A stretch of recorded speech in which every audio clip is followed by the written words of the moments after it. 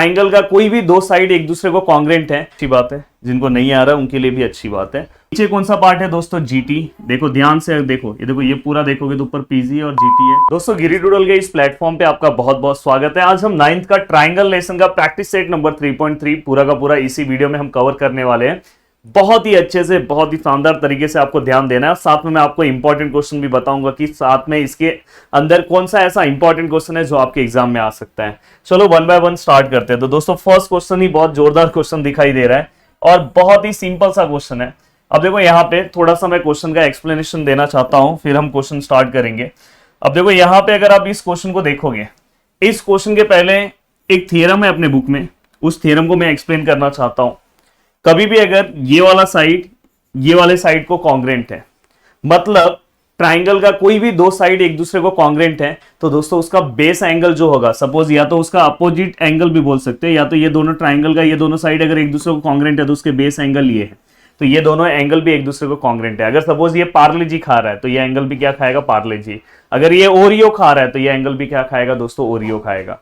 अगर suppose triangle उल्टा हो गया, ऐसा हो गया, और ये वाला साइड ये वाले साइड को फिर से कॉन्ग्रेंट हो गया, तो अगर ये वाला साइड अगर इस साइड को कॉन्ग्रेंट है तो ये दोनों एंगल भी कॉन्ग्रेंट हो जाएंगे। अगर समझो ये नाच रहा है तो ये एंगल भी क्या करेगा? नाचेगा। और इनडायरेक्टली अगर समझो हमें ये दोनों एंगल मिल गए, ये दोनों एंगल मिल गया और उन्होंने मुझे ये पूरा एंगल पूछा है, तो मैं क्या करूंगा? ये दोनों एंगल को प्लस कर दूंगा, हो गया। अगर सपोज ऊपर वाला एंगल 10 है और नीचे वाला एंगल 20 है, तो दोनों को प्लस कर दो। 10 और 20 कितना होता है? 30। देखते हैं कैसे सम सॉल्व करना है। अब देखो यहाँ पे हमें क्या क्या दिया है, find the value of x and y. तो सबसे पहले मुझे एक्स और वाई का वैल्यू निकालना है। And find the measure of angle A B D, मतलब हमें इनडायरेक्टली फिर से ये पूरा का पूरा ए बी डी निकालना है और वहां से ए सी डी निकालना है। तो देखो दोस्तों, इस डायग्राम को अगर अच्छे से देखने की कोशिश करोगे, ये डायग्राम मैं चाहूंगा फिर से यहां पे मैं ड्रॉ करूं। यहां पे कलर मैं चेंज कर दे रहा हूं। अगर मैं इस डायग्राम को फिर से अगर मैं ड्रॉ करता हूं, सपोज ये मैं एक ट्राइंगल ले रहा हूं और नीचे वाला ट्राइंगल तो मैं ले नहीं सकता, तो यहां से मैं बना दे रहा हूं। देखो मैंने यहाँ पे ट्राइंगल बना दिए। अब ट्राइंगल बनाने के बाद जो भी उन्होंने हमें गिवन डेटा दिया है सब कुछ मैं लिखूंगा। यहाँ पे देखो ये वाला साइड इस साइड को क्या है? कॉन्ग्रेंट है। देखो डबल मार्किंग है, मतलब मैंने मार्किंग वाला सिस्टम इसके पहले वाले एक्सरसाइज में आपको बता दिया है। अगर सपोज दोस्तों ये एक्स है और ये कितना है दोस्तों? 50 है, तो इनडायरेक्टली आपको पता है कि ये भी 50 हो जाएगा। अभी सम हम सॉल्व करेंगे तो ए बी सी, और दोस्तों नीचे यहाँ पे हमें क्या दिया है दोस्तों? 60 डिग्री, और ये हमें क्या दिया है दोस्तों? वाई, और सिंगल मार्किंग मतलब ये दोनों साइड भी एक दूसरे को कॉन्ग्रेंट है। और दोस्तों हमें क्या करना, अगर ये वाई है तो ये भी कितना हो जाएगा? ये 60 है तो ये भी कितना हो जाएगा? 60। चलो वन बाय वन स्टार्ट करते हैं कैसे सम सॉल्व करना है। देखो सबसे पहले ऊपर वाला ट्राइंगल लूंगा, इन ट्राइंगल। ऊपर वाले ट्राइंगल का नाम क्या है दोस्तों? ऊपर वाले ट्राइंगल का नाम है ए बी सी। हमने एबीसी लिखा, और एबीसी लिखने के बाद दोस्तों ये वाला साइड इस वाले साइड को क्या है? कॉन्ग्रेंट है, हमें गिवन में दिया है। तो मैं यहाँ पे लिखूंगा ए बी जो है वो कॉन्ग्रेंट है, किसको कॉन्ग्रेंट है दोस्तों? ए सी को। ये हमें क्या दिया है दोस्तों? गिवन।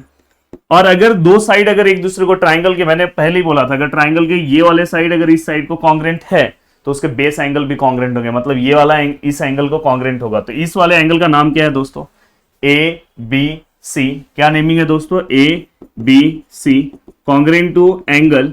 इस एंगल का नाम क्या है दोस्तों? A C B. क्या नाम है दोस्तों? A C B. और यहां पे हम क्या लिखेंगे दोस्तों? Isosceles triangle theorem. तो प्लीज ध्यान रखना, आइसोसेलेस ट्राइंगल थ्योरम क्या बोलता है कि अगर ट्राइंगल का दो साइड अगर एक दूसरे को कॉन्ग्रेंट है तो उसके बेस एंगल भी दोस्तों क्या होंगे? कॉन्ग्रेंट होंगे। अब यहां पे मैं डायरेक्टली लिख सकता हूं, अगर ये दोनों अगर कॉन्ग्रेंट है तो इस एंगल का नाम क्या है दोस्तों? Angle x. तो इसका नाम है एंगल एक्स, और यहाँ पे इसका नेमिंग क्या है दोस्तों? 50 डिग्री। तो फाइनली हमें यहाँ पे एंगल एक्स का मेजरमेंट भी डायरेक्ट पता चल गया कि एंगल एक्स कितना है दोस्तों? 50 डिग्री है। देखो ये वाले का नेमिंग लिखा, ये वाले का, और कॉन्ग्रेंट को मैं इक्वल लिख दिया, क्योंकि अब चाहिए तो आप कॉन्ग्रेंट लिखो, बाद में इक्वल लिख सकते थे। तो यहाँ पे हमें एक मेजरमेंट मिल गया। अब पहले मैं y का निकालूंगा, तो y का भी सेम ऐसे ही जाऊंगा, नीचे वाला ट्राइंगल, इन ट्राइंगल, नीचे वाले ट्राइंगल का नाम क्या है दोस्तों? BDC। अब यहाँ पे जो मेरा साइड है, साइड का नाम क्या है दोस्तों? BD। कॉन्ग्रेंट टू उस वाले साइड का नाम क्या है दोस्तों? DC। यहाँ पे क्या आएगा दोस्तों? गिवन। हमने गिवन लिख दिया। अब ये मेरा अगर साइड कॉन्ग्रेंट है तो मैं उसके बेस एंगल को भी कॉन्ग्रेंट बता सकता हूं। तो इस एंगल का नाम क्या है दोस्तों? DBC। क्या नाम है? DBC कॉन्ग्रेंट टू एंगल, इस वाले एंगल का नाम क्या है दोस्तों, देखो डी सी बी, क्या नाम है दोस्तों, डी सी बी। और यहां पे मैं रीजन क्या लिखूंगा दोस्तों, आइसोसेलेस ट्राइंगल थियरम। अब यहां पे ये नेमिंग लिखने के बाद अब देखो यहां पे ध्यान देना, हमें क्या करना है दोस्तों, ये वाला एंगल कितना है 60 डिग्री, कहां से मैं लिख रहा हूं यहां से, और ये वाला एंगल कितना है दोस्तों y, तो मैं इसे एंगल y लिख रहा हूं। तो फाइनली यहां पे हमें एंगल y का भी मेजरमेंट पता चल गया। तो दो चीजें हमें पता चल गई। बट उन्होंने हमारे क्वेश्चन में और भी कुछ पूछा है दोस्तों। उन्होंने हमारे क्वेश्चन में क्या पूछा, देखो यहां पे एंगल ABD, तो हमें ABD निकालना है, मतलब दोस्तों ABD मतलब हमें उन्होंने फाइनली क्या पूछा, एंगल ABD, इसका मेजरमेंट क्या आएगा। अगर दोस्तों एंगल ABD में देखूं तो इसके अंदर ये वाला एंगल और ये वाला एंगल दोनों आ रहा है, तो इसका नाम क्या आएगा, ABC। क्या आएगा, एंगल ABC प्लस ये वाले एंगल का नाम क्या आएगा, BDC, DBC। और यहां पे हम लिखेंगे एंगल एडिशन प्रॉपर्टी। तो प्लीज कोई रॉन्ग मत करना, जब भी हम दो एंगल को प्लस करते हैं तो वहां पे हम लिखते हैं एंगल एडिशन प्रॉपर्टी। बहुत सारे लोग बोल रहे हैं सर ये सब रीजन हम लोग नहीं लिखते। रीजन नहीं लिखोगे तो 10th क्लास में जो आप सोच रहे हो ना आउट ऑफ मार्क्स लाने का आपका सपना, वो पूरा नहीं हो पाएगा। तो इसलिए रीजन आपको चाहिए। एंगल ABC का मेजरमेंट कितना है दोस्तों, ABC मतलब यहां पे कितना है, x है, और यहां पे DBC कितना है दोस्तों, 60 है। और फाइनली अगर मैं x का बात करूं तो x का वैल्यू कितना है दोस्तों, 50 डिग्री। और फाइनली यहां पे क्या आएगा दोस्तों, 60। और फाइनली अगर मैं दोनों को प्लस करूं तो आंसर क्या आएगा, 110। तो angle ABD which is equal to 110। तो ये भी हमें आंसर मिल गया। सेम टू सेम दोस्तों हमें एक और एंगल फाइंड आउट करना है। ये देखो यहाँ पे ACD, कौन सा एंगल निकालना है दोस्तों, ACD। तो देखो मैं यहाँ पे निकाल रहा हूं angle ACD which is equal to, ACD में कौन सा एंगल है दोस्तों, ACB है। कौन सा एंगल, ACB प्लस एंगल, दूसरा एंगल कौन सा है दोस्तों, DCB। कौन सा है, DCB। फिर से यहां पे वही आएगा। प्लीज सभी से मेरा रिक्वेस्ट है, कोई आम आदमी पार्टी नहीं लिखेगा, वहां पे एंगल एडिशन प्रॉपर्टी है, फुल फॉर्म में लिखना। Yes, what is ACB। ACB अगर मैं देखूं तो 50 डिग्री है। और दोस्तों DCB कितना है, Y है। और दोस्तों ये देखो ये 50 है, और एंगल Y का वैल्यू मेरे पास है, एंगल Y कितना है दोस्तों, 60 डिग्री। तो यहाँ पे भी हमने 60 लिख दिया। और फाइनली अगर मैं दोनों को प्लस किया तो कितना हो गया, 110। तो यहाँ पे फाइनली हमें ACD का भी वैल्यू मिल गया। तो ऐसे हमने दोनों ही एंगल्स के वैल्यू को क्या कर लिया, फाइंड आउट कर लिया।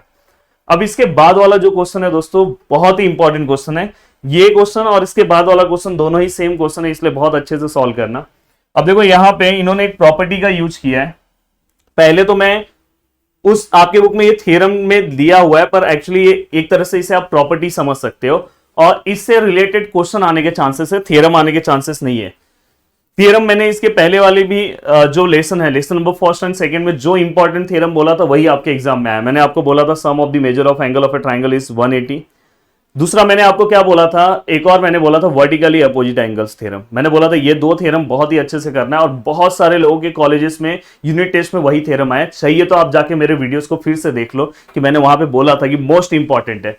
वैसे ही मैं बोल रहा हूं कि ये जो थ्योरम्स है, इस थ्योरम के आने के चांसेस कम है, बट इससे रिलेटेड क्वेश्चन के आने के चांसेस बहुत ज्यादा है। पर ये थ्योरम क्या है वो हमें समझ लेना चाहिए। देखो बोल रहा है कि इन अ राइट एंगल ट्राइंगल, तो मैं एक राइट एंगल ट्राइंगल बना रहा हूं। सपोज मैंने एक राइट एंगल ट्राइंगल बनाया, इन्होंने क्या बोला है दोस्तों, देखो राइट एंगल ट्राइंगल पहले बना दूं। अब राइट एंगल ट्राइंगल तो बन गया दोस्तों। आगे इन्होंने क्या बोला, the length of the median of the hypotenuse, मतलब ऐसा मीडियन ड्रॉ करो, हाइपोटेनियस वाला मीडियन हमें क्या करना है, ड्रॉ करना है। तो सपोज मैंने ये वाला मीडियन ड्रॉ कर दिया जो हाइपोटेनियस पे जा रहा है, is half the length of hypotenuse. मतलब कभी भी अगर कोई भी राइट एंगल ट्राइंगल है, अगर उसके अंदर आप हाइपोटेनियस पे जो मीडियन ड्रॉ कर रहे हो उसका लेंथ हमेशा लेंथ ऑफ हाइपोटेनियस, इसको हम लेंथ ऑफ हाइपोटेनियस बोलते हैं दोस्तों। इसको हम क्या बोलते हैं, हाइपोटेनियस का लेंथ। इसका क्या होगा, हाफ। अगर सपोज ये 10 है तो ये कितना होगा, 5। अगर ये 20 है तो ये कितना होगा, 10। अगर ये 30 है तो ये कितना होगा, 15। अगर ये 50 है तो ये कितना होगा, 25।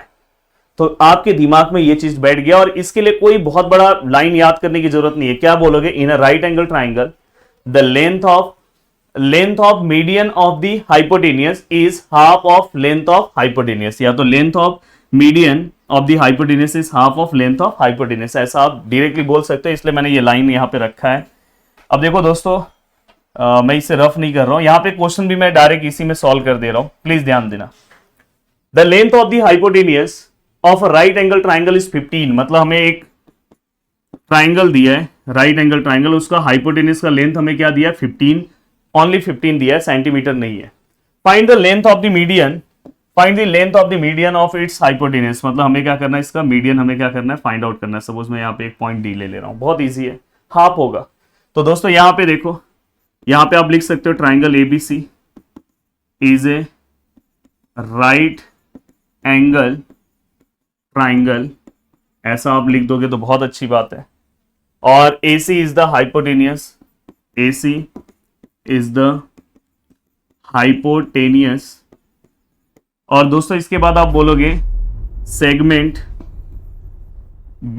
BD is a median. तो लगभग आपने सभी चीजें बता दी है कि मीडियन क्या है क्या नहीं है, सब कुछ आपने बता दिया है। देन उसके बाद अपना प्यारा वाला ये वाला पूरा का पूरा लाइन लिखोगे। आपको नहीं याद हो रहा होगा तो एक दो बार पढ़ो और अपने ओन लैंग्वेज में आप लिख सकते हो, वो लाइन लिखो। लाइन लिखने के बाद आपको क्या करना है? बीडी का वैल्यू निकालना है ना। यहाँ पे क्या करना है? फाइंड लेंथ ऑफ मीडियन, तो मैं यहाँ पे आगे लेंथ डाल दे रहा हूं। ये क्या होगा? हाफ होगा। किसका हाफ होगा दोस्तों? लेंथ ऑफ हाइपोटेनियस का। हाइपोटेनियस क्या है दोस्तों? AC। अब अगर मैं इसे सॉल्व करने जाऊं तो दोस्तों फाइनली यहाँ पे वैल्यू क्या आएगा? ये half. Length of hypotenuse AC कितना है दोस्तों? 15। तो फाइनली अगर मैं इसे हाफ करूं तो ये आंसर कितना आएगा दोस्तों? 7.5। सेंटीमीटर क्वेश्चन में नहीं है तो यूनिट से। अब आप बोलोगे सर आप कैसे डायरेक्ट 7.5 लिख सकते हो? देखो, जिनको समझ में आ रहा है तो उनके लिए अच्छी बात है, जिनको नहीं आ रहा है उनके लिए भी अच्छी बात है। उनके लिए मैं डिवाइड करके दिखा दे रहा हूं, और मैं हमेशा से सभी चीजें बेसिक से बताता हूं, तो ये भी मेरा काम है। बहुत सारे बच्चों को ये भी नहीं आता होगा। देखो 15 से छोटा 2 के नंबर, 2 के टेबल में कौन सा नंबर है दोस्तों? 15 7 जा 2 7 जा 14, और फाइनली यहाँ पे 1 आया। तो यहाँ पे हम एक जीरो लेंगे तो यहाँ पे हम पॉइंट देंगे। पॉइंट थोड़ा आपको दिख नहीं रहा होगा इसलिए थोड़ा सा ऐसे बना रहा हूं, पर ऐसा कभी मत बनाना। 2 के टेबल में 10 5 टाइम में आता है तो 2 5 जा 10, और फाइनली यहाँ पे हमें आंसर कितना मिल गया दोस्तों? 7.5। तो ये वाला भी क्वेश्चन आपका हो गया। अब दोस्तों इसके बाद वाला क्वेश्चन, इसके बाद वाला क्वेश्चन अगर आप देखोगे सेम क्वेश्चन है, थोड़ा सा इसमें मार्क्स जो है वो ज्यादा होगा क्योंकि थोड़ा सा इस क्वेश्चन में कुछ नया भी है। मतलब कुछ नया मतलब कुछ पुरानी चीजें 7th की डाली हुई है। कोई दिक्कत नहीं है, आप सॉल्व कर लोगे। अब दोस्तों देखो यहाँ पे एक राइट एंगल ट्राइंगल बोला है क्योंकि यहाँ पे देखो एंगल Q 90 है, तो मैं यहाँ पे राइट एंगल ट्राइंगल का नाम क्या लिखूंगा? P Q और R। मैंने PQR लिखा, जिसमें से एंगल Q जो है वो मेरा 90 डिग्री है, इन्होंने खुद बोला है। PQ का इन्होंने वैल्यू हमें दिया है दोस्तों 12, एंड QR का वैल्यू दिया है 5। मैंने ट्राइंगल डायग्राम बनाते टाइम इसको मुझे छोटा करना चाहिए था, इसको बड़ा करना चाहिए था, आप कर लेना। वैसे तो कुछ फर्क नहीं पड़ेगा क्योंकि ये रफ डायग्राम है। एंड QS मीडियन है दोस्तों, तो एक मीडियन अपने को ड्रॉ करना होगा। तो देखो मैंने यहाँ से एक मीडियन भी ड्रॉ कर दिया जिसका नाम क्या है दोस्तों? QS, और हमें इस QS का लेंथ फाइंड आउट करना है। अब दोस्तों स्टार्टिंग में आप वही सब लिखोगे कि in triangle PQR measure of angle Q which is equal to 90 degree and PR is the hypotenuse. और दोस्तों इसके बाद आप क्या लिखोगे? QS is a median. अब दोस्तों यहां पे आपने सभी चीजों को लिख दिया। अब लिखने के बाद आपको क्या करना है? इस ट्राइंगल में हाइपोटेन्यूज का वैल्यू नहीं दिया है तो मैं कैसे मीडियन का वैल्यू निकालू यार? अब क्या होगा, अब क्या होगा? बहुत टेंशन आ रहा है यार। हमने छोटी क्लास में पढ़ा है 7th क्लास में कि अगर किसी भी ट्राइंगल में ये वैल्यू दिया है, ये वैल्यू दिया है, और ये अपन आराम से निकाल सकते हैं by the help of Pythagoras theorem. बस ये कंडीशन होना चाहिए कि अपना ट्राइंगल जो है वो राइट एंगल ट्राइंगल होना चाहिए। तो दोस्तों देखो यहाँ पे हमारा ट्राइंगल राइट एंगल ट्राइंगल है, तो सबसे पहले मैं PR का वैल्यू निकालूंगा। तो यहां पे मैं लिखूंगा इन ट्राइंगल, ट्राइंगल का नाम है P Q R, measure of angle Q which is equal to 90 degree. Then यहां पे मैं लिखूंगा बाय पोटेटो तला हुआ, मतलब बाय पाइथागोरस थ्योरम। तो यहां पे मैं बाय पाइथागोरस थ्योरम पूरा फुल फॉर्म में लिख रहा हूं, कोई दिक्कत नहीं है। अब पाइथागोरस थ्योरम के अकॉर्डिंग यहाँ पे हाइपोटेनस का नाम क्या है दोस्तों, पी आर। तो यहाँ पे क्या आएगा, पी आर का स्क्वायर। अब यहाँ पे पी क्यू का स्क्वायर आएगा दोस्तों, one side square plus other side square, other side मतलब यहाँ पे क्यू आर का स्क्वायर। तो प्लीज ध्यान रखना, जो 90 के सामने वाला साइड है दोस्तों उसको हम हाइपोटेनस बोलते हैं, and then one side square plus other side square. Yes, what is P R? P R तो अपने को फाइंड आउट करना है दोस्तों। And what is P Q? P Q कितना है दोस्तों, 12 का स्क्वायर। क्यू आर कितना है दोस्तों, 5 का स्क्वायर। एंड दोस्तों यहाँ पे क्या आएगा, P R square which is equal to 144 plus 25। And then finally अगर मैं इसे आगे सॉल्व करने की कोशिश करूं तो यहाँ पे क्या आएगा दोस्तों, P R square which is equal to 169 I think. And then इसके बाद P R square which is equal to, square वहां पे जाएगा तो रूट हो जाएगा। एंड दोस्तों इसके बाद P R which is equal to 13। और हमारे क्वेश्चन में आई थिंक सेंटीमीटर दिया नहीं है, तो मैं यूनिट्स लिखना पड़ेगा मुझे। तो मैंने पी आर इक्वल टू कितना लिख दिया दोस्तों, 13 यूनिट्स। अब पी आर जैसे ही आपने 13 यूनिट्स लिख दिया दोस्तों, फाइनली आपको क्या फाइंड आउट करना है, आपके पास पी आर आ गया, आपको क्या चाहिए, क्यू एस। अब देखो मैं यहाँ पे लिख रहा हूँ length of Q S is half of length of hypotenuse. Hypotenuse का लेंथ क्या है दोस्तों, पी आर।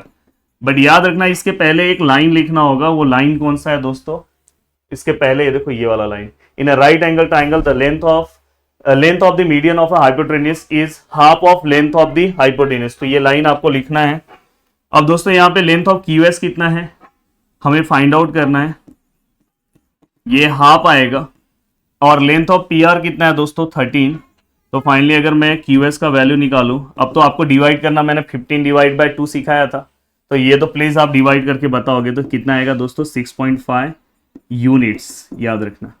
तो यहाँ पे ये क्वेश्चन भी अपना सॉल्व हो गया। पीछे वाला क्वेश्चन भी ऐसा ही था, देखो यहाँ पे मैंने डिवाइड्स बताया, सेम वैसे ही 2 से डिवाइड है, आपको करके उसे सॉल्व करना है। अब दोस्तों ये इस एक्सरसाइज का लास्ट क्वेश्चन है। अब देखो इस लास्ट क्वेश्चन को भी हम कैसे सॉल्व करते हैं, देखो ध्यान से डायग्राम को देखना है। अब मैं फिर से उस डायग्राम को यहाँ पे नहीं बनाने वाला हूँ। Point G is the point of concurrence of the median, मतलब जहां पे अगर तीनों मीडियन जहां पे इंटरसेक्ट होते हैं उसको हम बोलते हैं पॉइंट ऑफ कॉन्करेंस। तो वो जो पॉइंट है दोस्तों जी है। अब इसके बाद हमें जीटी का वैल्यू दिया हुआ है, जिस प्लेटफॉर्म पे पढ़ रहे हो वो प्लेटफॉर्म का नाम ही जीटी है, गिरी ट्यूटोरियल्स। तो यहाँ पे हमें जीटी का वैल्यू दिया है दोस्तों, ये वैल्यू जीटी का वैल्यू बहुत ज्यादा है तो इसलिए मैं इसको बिलियन में समझ रहा हूँ। और प्लेटफॉर्म पे जिस सर से पढ़ते हैं उनका नाम भी पीसी है, प्रदीप गिरी सर। और यहाँ पीटी कौन है ये अभी तक नहीं पता चला है, तो आपको अगर पता है तो प्लीज कॉमेंट कर देना। तो दोस्तों यहाँ पे हमें सॉल्व करना है और ये क्वेश्चन सॉल्व करना बहुत इजी है। हमें फाइनली 2 वैल्यूज निकालना है, एक पीजी का वैल्यू निकालना है और एक पीटी का वैल्यू निकालना है। तो देखो सबसे पहले इस टाइप का अगर कभी भी क्वेश्चन आए तो आप लिख सकते हो एक तरह से, ये क्या हो गया, जी क्या हो गया दोस्तों, आपका सेंट्रॉइड हो गया। तो आप यहां पे लिख सकते हो पॉइंट जी डिवाइड्स मीडियन, मीडियन का नाम भी लिख दे रहा हूं दोस्तों पीटी, मैं जिस मीडियन को डिवाइड करने वाला हूं, median PT in the ratio of 2:1। कभी भी सेंट्रॉइड जो है वो किसी भी मीडियन को 2:1 के रेशियो में डिवाइड करता है, तो इसलिए मैंने क्या लिखा, पॉइंट जी मतलब centroid divide the median PT, मैंने जिस मीडियन को मुझे लेना है उसका ही नाम लिख दिया पीटी, इन द रेशियो 2:1। कौन से रेशियो में डिवाइड करेगा, 2:1। मतलब ऊपर कौन सा पार्ट है दोस्तों, पीजी, नीचे कौन सा पार्ट है दोस्तों, जीटी। देखो ध्यान से देखो, ये देखो ये पूरा देखोगे तो ऊपर पीजी और जीटी है, तो इसका रेशियो क्या आएगा दोस्तों, 2:1। Yes, what is PG? PG का वैल्यू हमें पता है क्या, नहीं पता है दोस्तों। और जीटी का वैल्यू हमें पता है 2.5 है, तो हम यहाँ पे लिख देंगे। और यहाँ पे क्या है दोस्तों, 2/1। अब फाइनली यहाँ पे देखो मैं पीजी ऐसे ही रख रहा हूँ, ये 2/1 मतलब 2 होगा क्योंकि नीचे हम 1 को कंसिडर नहीं करते, और ये 2.5 वहां पे चले जाएगा। तो फाइनली यहाँ पे पीजी का जो आंसर है दोस्तों 2 से 2.5, देखो आप 9th में इसलिए मल्टीप्लीकेशन भी बता रहा हूँ, 2 5 10, 1 कैरी, 2 2 4 और 1 5। तो फाइनली यहाँ 5.0 मतलब यहाँ पे आंसर कितना है, 5 सेंटीमीटर है क्या सम में, नहीं है, तो यहाँ पे 5 यूनिट्स पीजी का वैल्यू आ गया। अब पीजी का ये वैल्यू आ गया तो फाइनली हमें किसका वैल्यू निकालना है दोस्तों, ये वैल्यू जैसे ही हमें मिला, अब हमें कौन सा वैल्यू निकालना है, हमें पीटी का वैल्यू निकालना है। अब दोस्तों आप ये तीनों को ध्यान से देखो, देखो ये तीनों में सबसे बड़ा कौन है, पीटी। तो ये जो पीटी है, उस पीटी में कौन कौन प्लस है दोस्तों, पीजी है और कौन है दोस्तों, जीटी है। तो आप इसे लिख सकते हो पी डैश जी डैश टी, तीनों के तीनों। कभी भी आप अगर समझो हमें पूरा पीटी निकालना है तो मेरे पास पीजी अभी है और जीटी है, दोनों को अगर प्लस कर दूंगा तो मिल जाएगा। पर ये तीनों एक ही लाइन में है ऐसा आपको दिखाना होगा, कोलिनियर है, तो ये रीजन नहीं डालोगे हाफ मार्क्स चले जाएगा। व्हाट इज पीजी, पीजी हमने अभी रिसेंट में ही निकाला, उसका आंसर कितना है दोस्तों 5, एंड जीटी का आंसर तो आपको पता है 2.5, तो फाइनली आंसर कितना आएगा 7.5 यूनिट्स। तो यहाँ पे हमें पीटी का वैल्यू मिल गया दोस्तों, कितना मिला 7.5 यूनिट्स। तो ओवरऑल पूरा का पूरा क्वेश्चन दोस्तों सॉल्व हो गया। अब मिलते हैं नेक्स्ट एक्सरसाइज में जल्दी ही, हम एक्सरसाइज नंबर 3.4 भी कवर कर देंगे एंड जल्दी ही दोस्तों 3.5 भी। जितना हो सके जो भी लेक्चर्स को देख रहा होगा अपने दोस्तों तक शेयर करें, जल्दी जल्दी इसी चैनल पे आपको बाकी चीजें भी आना स्टार्ट हो जाएगी। चलो बाय बाय, टेक केयर, मिलते हैं नेक्स्ट लेक्चर में। जय हिंद दोस्तों।